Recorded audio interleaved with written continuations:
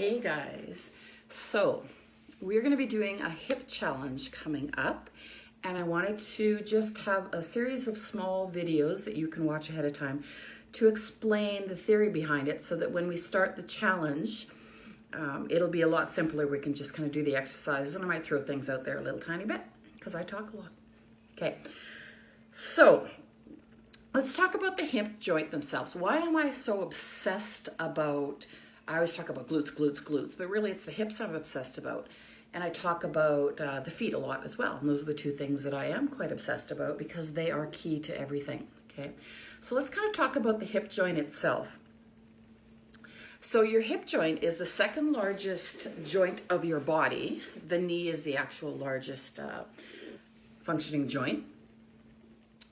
And the way that the hip works, it's a ball and socket. I wish I had my skeleton that I was going to buy, but I don't right now, okay? So basically, the femur sits in the hip bone, okay, of the hip bone and the femur sit together. And the head, the rounded head of the femur, so it's rounded here, forms a ball that fits in there really, really nicely.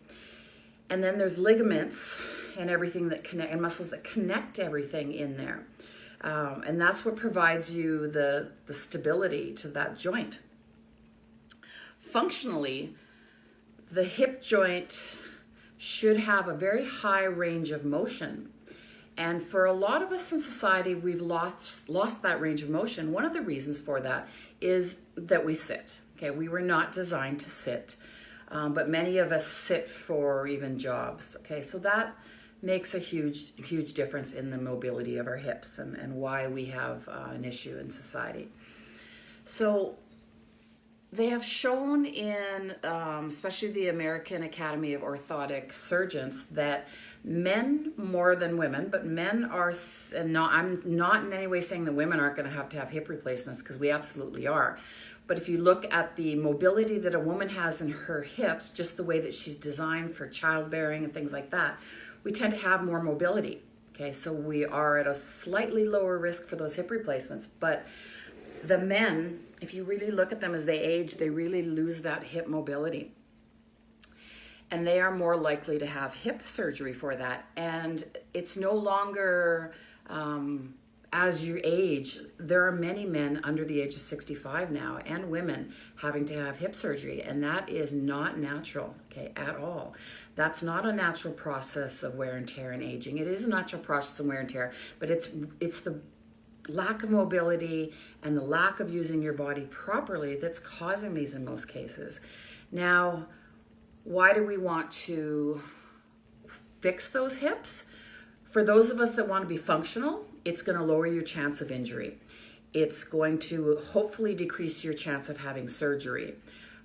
You get a better quality of life. They have shown that when people lose their functional mobility, seniors lose their functional mobility, the rest follows, and they not only have a bad quality of life, but they tend to pass on a lot earlier.